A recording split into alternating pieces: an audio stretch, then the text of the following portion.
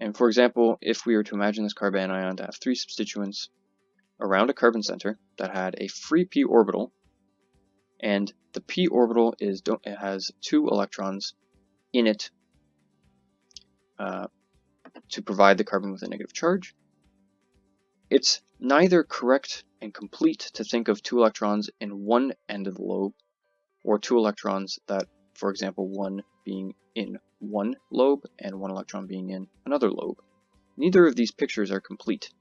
and give the proper notation for what is truly occurring. Rather, it's a mixture of these pictures, and even more, that explains where electrons are residing when looking at carbon ions, for example. And so the simplest way to think about electron density would be to think of a rather smeared type of distribution.